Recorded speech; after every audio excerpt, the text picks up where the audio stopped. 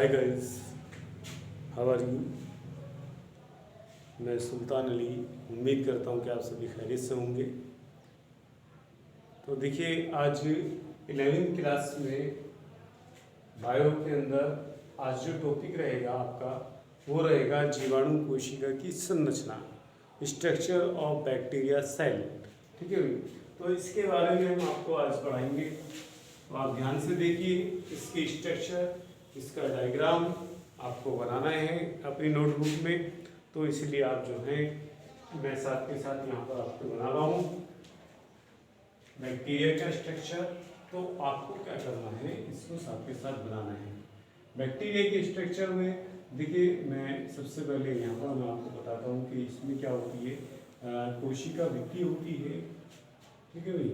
इस तरीके की स्ट्रक्चर गोलाकार भी हो सकते हैं। ये एक कोशिके होते हैं ज़्यादातर, प्रोकैरियोटिक कोशिका होती है, एक कोशिका होती है। कल हमने इसके आकार के बारे में आपको पढ़ाया था कि ये कई प्रकार के इसकी क्या होती है, शेप होती है, आकार होती है। तो इसमें देखिए, यहाँ पर सबसे ऊपर एक परत पाई जाती है, ठीक है भाई। ये क्या कहलाता है, ये सिलाइन परत या कैप्सूल कहलाता है। क्या कहलाता है भाई, सिलाइन परत या कैप्सूल कहलाता है। इस पर एक ये परत होती है, ठीक है भाई। इसको बोलते हैं, क्या बोलते हैं इसको, सिलाइन लेयर या कैप्सूल बोल देते हैं। Saline layer, saline layer, saline layer जो होती है ये परत होती है, ठीक है भाई। सबसे ऊपर एक परत होती है और ये जो होती है ये पॉलीसैकेराइड्स की बनी हुई होती है, ठीक है भाई। इसे कैप्सूल भी कहते हैं। जो एक क्या करती है, इसे इसको बैक्टीरिया को क्या करती है, एक सुरक्षात्मक आवरण प्रदान करती है। चलिए पहले एक डायग्राम बना लेते हैं, उसके बाद में हम आपको बताएंगे, ठीक है भाई। तो देखिए, यहाँ पर चलते हैं आगे।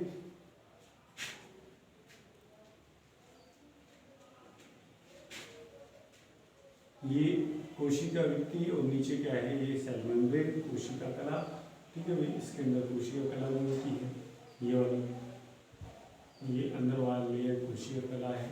यहाँ पर ये फ्लैजिला है ये, ठीक है भाई।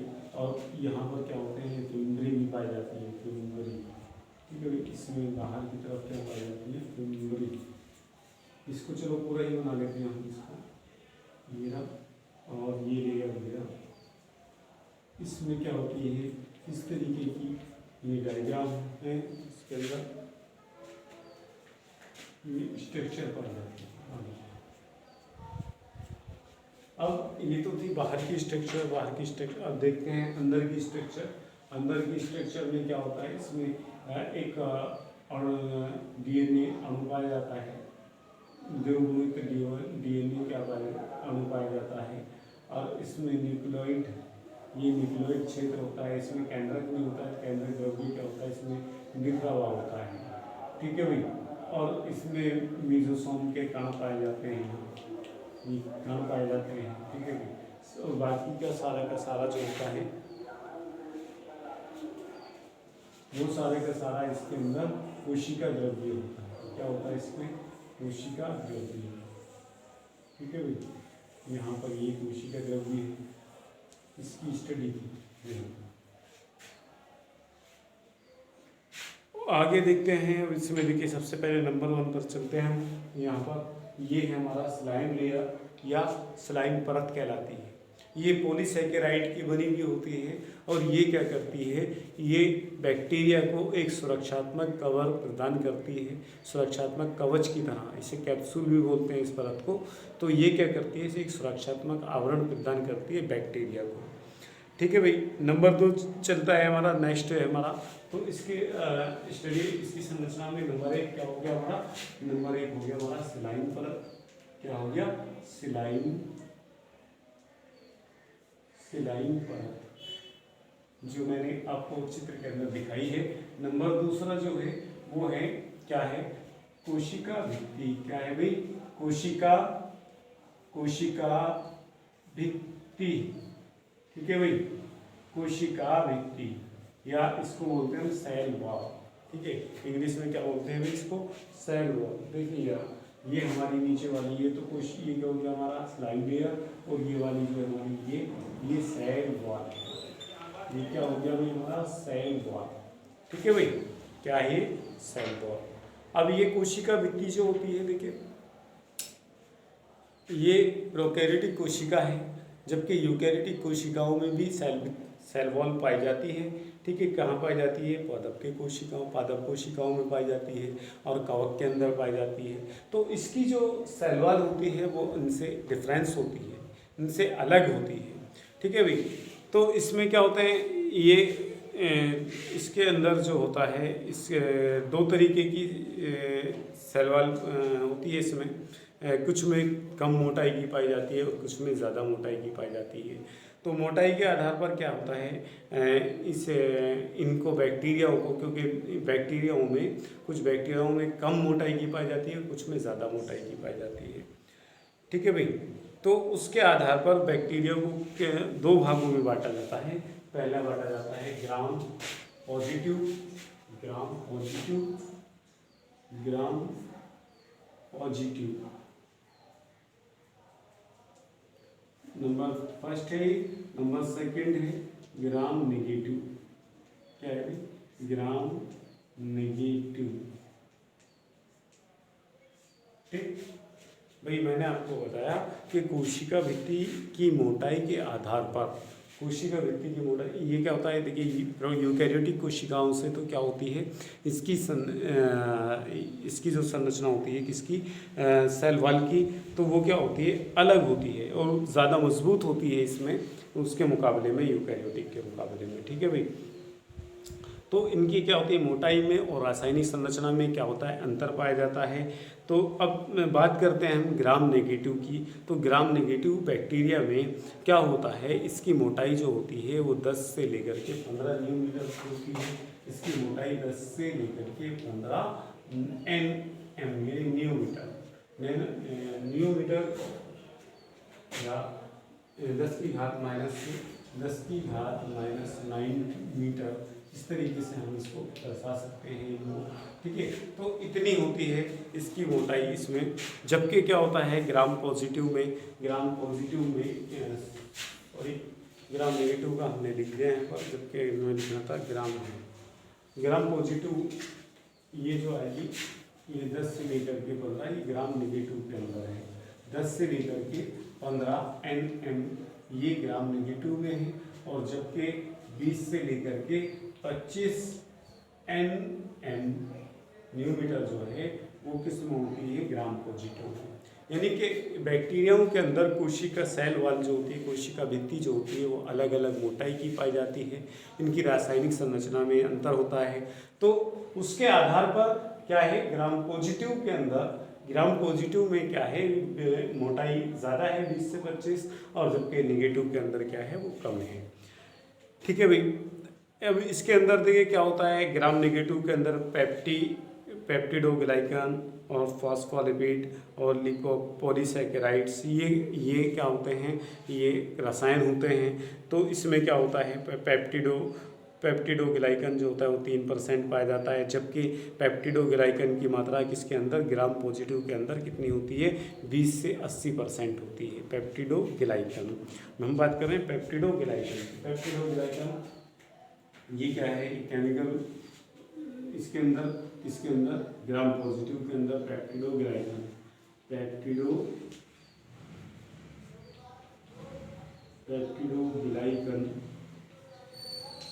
ये एक रसायन है। ठीक है, इससे यानी कि ये रसायन और कार्बोहाइड्रेट दोनों का मिक्सचर का रसायन है। तो इसके अंदर ग्राम नेगेटिव को क्या बोलते हैं, वी से प्रकट करते हैं। तो इसे वी नेगेटिव से ग्राम पॉजिटिव को, और वी पॉजिटिव से क्या होता है, ग्राम पॉजिटिव। तो इसके अंदर 3% मात्रा पाई जाती है, इसके अंदर 3% मात्रा पाई जाती है, और जबकि इसके अंदर पाई जाती है तुम्हारा कितना, ये पाई जाती है 20 से 80% पाई जाती है। 20 से 80% पाई जाती है। ठीक है भाई, इसके अंदर 3%, तो इसके अंदर 20 से 80% पाई जाती है। तो इसमें क्या होता है, रासायनिक संरचना में और आकार में क्या होती है, बैक्टीरियाओं में डिफरेंसता पाई जाती है, और डिफरेंसता पाई जाने की वजह से ये दो भागों में बांटे जाते हैं। मोटी वाली कोशिका भित्ति को ग्राम पॉजिटिव, और जो कम वाली होती है उसे ग्राम नेगेटिव कहते हैं। ज़्यादातर जो रोग फैलाते हैं वो क्या होते हैं, ग्राम नेगेटिव वाले होते हैं। ये रोग कारक होते हैं, ये रोग कारक बहुत ही कम होते हैं, ना के बराबर ही होते हैं। ठीक है भाई, इसके अलावा इसमें क्या पाया जाता है, पेप्टिडोग्लाइकन ग्लाइकन के अलावा फॉस्फोलिपिड पाई जाती है। जो फॉस्फोलिपिड जो होती है वो क्या होती है, इसके अंदर 15% होती है, जबकि उसके अंदर नहीं होती है। ठीक है भाई, आगे है प्रोटीन जो होते हैं दोनों में पाया जाता है। लिपोपॉलीसैकेराइड्स ये दोनों में थोड़ी थोड़ी मात्रा में पाए जाते हैं। ठीक है भाई, तो ये थी रासायनिक संरचना किसकी, इसकी सेल वाल की। तो सेल वाल कौन सी है, देखिए ये हमारी सेल वाल कौन सी, ये वाला जो रिंग है, ये सारा का सारा सेल वाल है। तो ये भी क्या देती है, इसको मजबूती देती है, इसको दृढ़ता देती है। ठीक है भाई, इसको नष्ट होने से बचाती है, इसको बैक्टीरिया की कोशिका को। आगे चलते हैं हम, आगे है हमारा जीव द्रव्य कला। जीव द्रव्य कला कौन सी होती है, देखिए ये जो अंदर वाली झिल्ली है, कौन सी, ये वाली झिल्ली। ठीक है भाई, ये इसके अंदर आपने देखिए यहाँ पर देखा होगा, ये सारा का सारा ये कोशिका द्रव्य है यहाँ पर। ठीक है भाई, और इसके बाहर एक लेयर है, इसे बोलते हैं सेल मेम्ब्रेन। क्या बोलते हैं इसको, सेल मेम्ब्रेन बोलते हैं, सेल मेम्ब्रेन। तो कोशिका कला है, कोशिका कला की जो संरचना होती है वो प्रोटीन्स इसमें भाग लेते हैं, वो सारे लिपोप्रोटीन होता है। ठीक है, अर्धपारगम्य झिल्ली होती है। अर्धपारगम्य झिल्ली किसे कहते हैं, मैंने आपको बताया था कि वो झिल्ली जो क्या होती है, जिसमें से कुछ पदार्थ क्या होते हैं आ जा सकते हैं और कुछ पदार्थों को ये रोक लेती है। ठीक है भाई, अच्छा भाई, आगे है ये प्रोटीन, इसकी संरचना में क्या होता है, इसमें 60% तो प्रोटीन भाग लेते हैं, और लिपिड यानी वसाएं जो होती हैं वो 30% भाग लेती हैं, और 10% कार्बोहाइड्रेट। यानी कि इसकी हम बात कर रहे हैं कहाँ पर, नंबर 3 की। नंबर 3 यहाँ पर दिखाते हैं।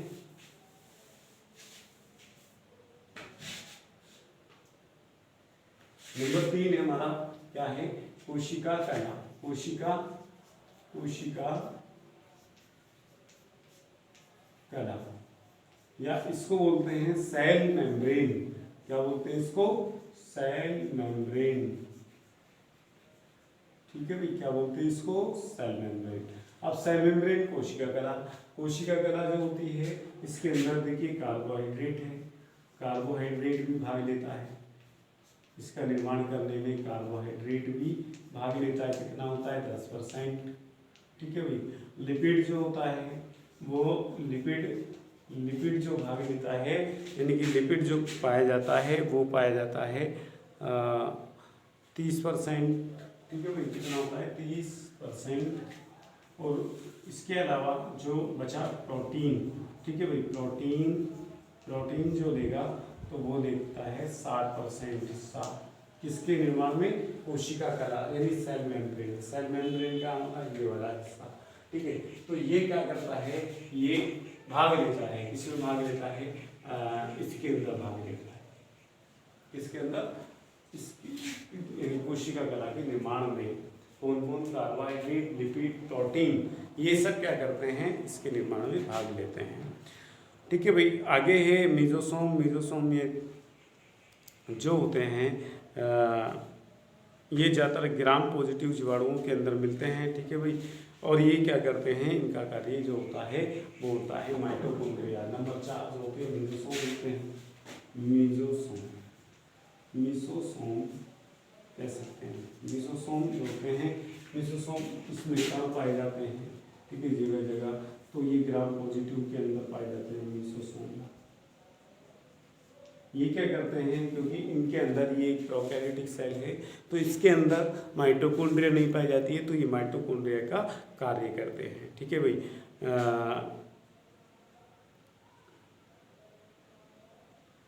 और साथ के साथ ये क्या है, उसमें भी योगदान करते हैं, कोशिका विभाजन में भी एक महत्वपूर्ण भूमिका निभाते हैं।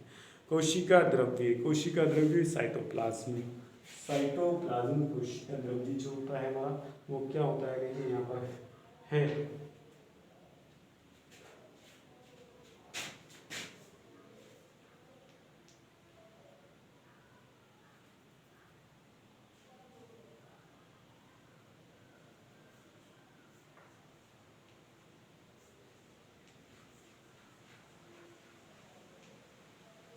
साइटोप्लाज्म कोशिका द्रव्य। तो ये सारा का सारा जितना भी भरा पड़ा है, ये सब उसके सब क्या है, कोशिका द्रव्य है। ठीक है भाई, इसके अंदर यानी कोशिका के अंदर जो द्रव्य भरा होता है, कोशिका का जीव द्रव्य, तो वो इसी के अंदर ही होता है सारा। ठीक है भाई, इसमें क्या होता है, इसमें पानी होता है, प्रोटीन होते हैं, एमिनो एसिड होते हैं, कार्बोहाइड्रेट होता है, लिपिड होते हैं, विटामिन होते हैं, यानी कि जो फूड्स ये लेता है वो इसके अंदर होता है, और सब्जी पदार्थ भी इसके अंदर भरे रहते हैं। तो सब इसी के अंदर होता है। मैंने आपको जल, प्रोटीन, वसा, कार्बोहाइड्रेट, ठीक है भाई, और खनिज तत्व जितने होंगे वो सब इसमें भरे हुए रहते हैं। तो ये क्या हो गया हमारा, क्या, कोशिका द्रव्य। ये कोई नंबर 5 है हमारा, क्या, ये कोशिका द्रव्य। कोशिका द्रव्य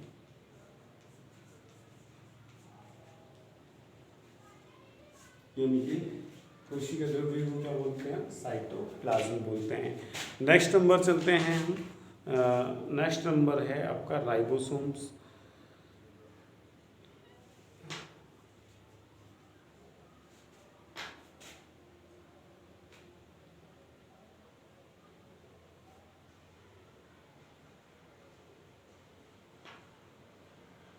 देखिए इसमें क्या पाया जाता है, केंद्रकाभ, न्यूक्लियोइड पाया जाता है। नेक्स्ट नंबर हमारा केंद्रकाभ का। केंद्रकाभ या न्यूक्लियोइड कहते हैं इसको। क्या बोलते हैं इसको, न्यूक्लियोइड या केंद्रकाभ। छठा नंबर हमारा केंद्रकाभ का। केंद्रकाभ या इसको बोलते हैं न्यूक्लियोइड। न्यूक्लियोइड कौन सा क्षेत्र होता है हमारा, ये वाला क्षेत्र होता है, इसको न्यूक्लियोइड बोलते हैं, न्यूक्लियोइड। ठीक है भाई, इसमें क्या होता है, यहाँ पर डीएनए का होता है, ये डीएनए।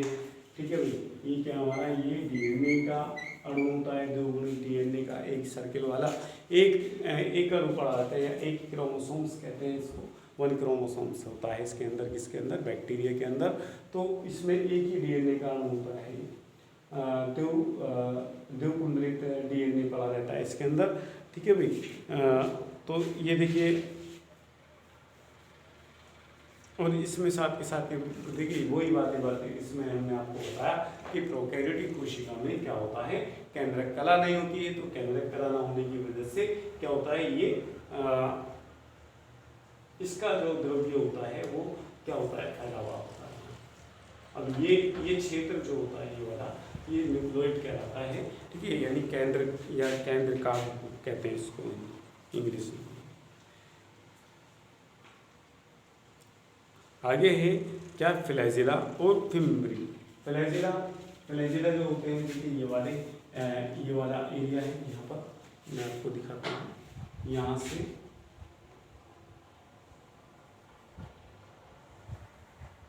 ये कहलाता है फ्लैजिला। क्या कहलाता है, फ्लैजिला।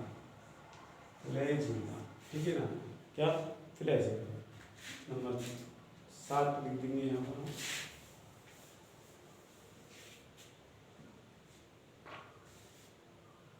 फ्लैजिला या कशाभिका, या क्या बोलते हैं इसको, फ्लैजिला को, हाँ भाई, या इसको क्या बोलते हैं, कशाभिका बोलते हैं, कशाभिका। ठीक है भाई, तो कशाभिका क्या होती है, इसमें ये 2 तंतु, इनकी सहायता से ये क्या करता है, ये तैरता भी है। ठीक है भाई, फ्लैजिला की सहायता से ये प्रोटीन का बना होता है। ठीक है भाई,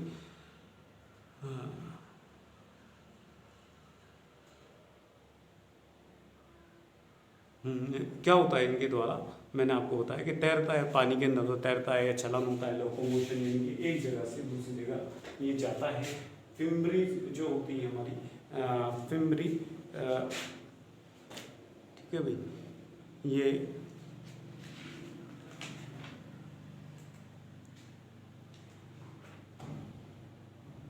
नेक्स्ट है हमारा क्या, फिम्ब्री।